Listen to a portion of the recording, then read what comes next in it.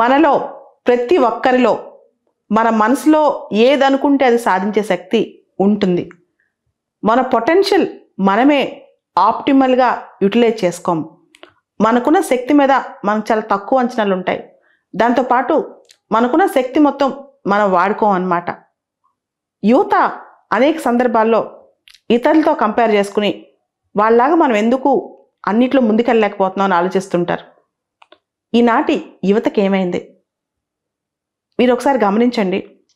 Long weekends, Saturday evening వచ్చిందంటే మధ్యాహ్నం నుంచి మండే పొద్దున వరకు ఆ వీకెండ్ అనేది చాలా సందర్భాల్లో వేస్ట్ చేస్తుంటాం. ఇంకా పండగలు పబ్బాలు, సంక్రాంతి కానీ లేకపోతే దసరా, దీపావళి, రకరకాల పండగలు పబ్బాల్లో పోతే ఒక వారం రోజులు అవుట్ రైట్గా చేసేస్తాం. మధ్యలో బ్రేక్స్, ఆ బ్రేక్స్ కూడా హాఫ్ అన్ అవర్ 1 అవర్ కాదు, లాంగ్ డ్రైవ్కో లాంగ్ టూర్కి వెళ్ళిపోతాం. అక్కడే వారం 10 రోజులు. సో సంవత్సరంలో సగం టైము ఒక్కసారి లెక్కేసుకుంటే 2022 సంవత్సరంలో మనం చేసిన మొత్తం ఒకసారి ఆలోచిస్తే చాలా సందర్భాల్లో ఇలాంటి వేస్టేజ్ ఉంటాయి.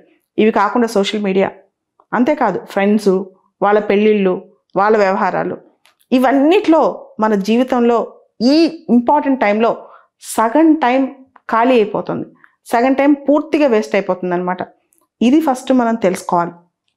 ఇది తెలియనంతకాలం 10 ఏళ్ళైనా 5 ఏళ్ళైనా మనం అనుకున్న వాటికి దూరంగానే ఉంటాం, కానీ అనుకున్న ఛేదించలేం, చేరుకోలేం. చాలామంది ఏ రంగంలో పైకి వచ్చినా చక్కటి డిసిప్లిన్ ఉంటుంది. వాళ్ళ టైంని వాళ్ళు 100% మేనేజ్ చేస్తారు. చాలా అంటే 24/7 వాళ్ళు అనుకున్న దానికోసం ఆలోచిస్తుంటారు, దానికోసం పరిగెడుతుంటారు. అలా కాకపోతే మాత్రం అన్నీ మనం అంటే పండగ రాగానే 4 రోజులు బ్రేక్ తీసుకుందాం, వీకెండ్ రాగానే 1 ఫుల్ డే బ్రేక్ తీసుకుందాం, ఇట్లాంటి మైండ్ సెట్లో ఉంటే నిజంగా ఇంత కాంపిటేటివ్ వరల్డ్లో మనం అంటే 0.1% మార్క్ కూడా లేదా మిల్లీ సెకండ్ కూడా కౌంట్ అయిన ఈ కాంపిటేటివ్ వరల్డ్లో మనం ఈ పరుగు పందెంలో ఎక్కడ ఉంటామో ఒకసారి ఆలోచించండి. తర్వాత యువతలో ఇంకో కొంతమంది ఈ అంబానీలో, అదానీలో లేకపోతే పెద్ద పెద్ద పొలిటీషియన్లను చూసారా వాళ్ళ పేరెంట్స్ ఎంత చేశారో ఇట్లా ఆలోచిస్తూ మాకు కూడా అలాంటి బ్యాక్గ్రౌండ్ లేదు కదా, మాకు కూడా అలాంటి సపోర్ట్ లేదు కదా అని. నిజంగా అలాంటి సపోర్ట్ ఉన్నా తీసుకోవడానికి మనం రెడీగా ఉన్నామా? అలా మనం తీసుకోవచ్చా? ఒక్కసారి రీథింక్ చేయొచ్చు కదా. ఎందుకంటే ఏ మనిషి అయినా స్వతంత్రంగా ఒక స్క్రాచ్ నుంచి అంటే ఒక 0 నుంచి మనిషి గ్రో అయితే ఆ మనిషి మళ్ళీ కింద పడిపోయినా అదే లెవెల్లో గ్రో అవ్వగలడు. అంత కాన్ఫిడెన్స్గా మనిషికి ఉంటుంది. లేదా ఎవరో మన కోసం అన్నీ చేసి పెడితే వాళ్ళు ఎవరైనా కావచ్చు, మనం నిజంగా దాన్ని అందుకుంటే ఆ తృప్తి మనకుంటుందా? మన జీవితం మనం జీవించామన్నంత శక్తి మనకుంటుందా? ఆలోచన మనకు వస్తుందా? ఒక్కసారి ఆలోచించండి. ఏ వ్యక్తి అయినా సరే స్వతంత్రంగా తనకు తాను గ్రో అవుతే, తనకు తాను ఏమైనా సాధించుకుంటే, తనకు తాను ఏదైనా జీవితాన్ని లీడ్ చేస్తే అది నిజమైన జీవితం. ఏ మనిషి జీవితం కూడా ఈ రోజున్న పరిస్థితిని చూసి జడ్జ్ చేయకూడదు. ఏ పరిస్థితిలోంచి ఆ మనిషి ఈ స్థాయికి వచ్చాడు అనేది చాలా ఇంపార్టెంట్ అనమాట.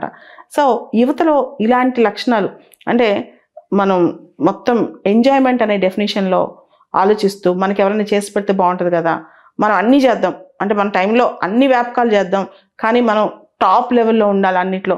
ఇది చాలా తప్పు. ఈనాటి యువత చాలా షార్ప్. మనందరిలో అంత తెలివితేటలు ఉన్నాయి, ఏదనుకుంటే సాధించే శక్తి ఉంది, గ్రాస్పింగ్ పవర్ ఉంది, కూర్చుంటే చేసే ఆ కెపాసిటీ కూడా ఉంది. కానీ ఎందుకు కొంతమంది ముందుకెళ్ళగలుగుతున్నారు, కొంతమంది కాలేకపోతున్నారంటే ఆ డ్రైవ్ మిస్ అవుతుంది అనమాట. అంటే నేను చేయాలన్న తప్ప ఆ కంటిన్యూటీ మిస్ అవుతుంది. సస్టైన్డ్గా మనం చేస్తూ పోవాలి అంటే కంటిన్యూస్గా మనం చేయాలి ఒక దాని మీద. ఎందుకంటే వారం రోజులు కూర్చుంటాం, 10 రోజులు కూర్చుంటాం. ఉదాహరణకి ఈ మధ్య టీఎస్పీఎస్సీ గ్రూప్ 1 ప్రిలిమ్స్ రిజల్ట్స్ వచ్చాయి. మెయిన్స్ జూన్లో ఉందని తెలిసేసరికి అందరూ సంక్రాంతి ముందు రిజల్ట్స్ వచ్చాయి. ఇప్పుడు దాకా దాదాపు చాలా చాలా తక్కువ చదివారు, చాలా లైట్ తీసుకున్నారనమాట. ఎగ్జామ్ ఉన్నంత ఫోర్స్గా అంటే ఎగ్జామ్ మార్చిలోనో ఫిబ్రవరిలో ఉన్నంత ఫోర్స్గా ఇప్పుడు చదవలేదు. అంటే ఎగ్జామ్ జూన్లో ఉంది కదా అని చెప్పి, అది తప్పు. మనం ఒక టార్గెట్ పెట్టుకున్నప్పుడు రేపే దాని డెడ్లైన్ అనుకోవాలి, రేపే దానికి అంతం అనుకోవాలి, ఎవ్రీడే ఈజ్ అ యూనిట్ అనుకోవాలి. అలా చేస్తేనే సక్సెస్ వచ్చింది. అలా కాకుండా తర్వాత ఎవరిపైననో నెపం తోసి మన రెస్పాన్సిబిలిటీ మనం తీసుకోకుండా ఉండటం కరెక్ట్ కాదు. కాబట్టి ఈ రోజు నుంచి ఎవరైతే నిర్లక్ష్యం చేస్తున్నారో లేదా కొంచెం కాంప్లిసెంట్గా ఉన్నారో ఈ క్షణం నుంచి రీఓరియంట్ అయిపోండి. లైఫ్లో ఆ డ్రైవ్ పెంచుకోండి.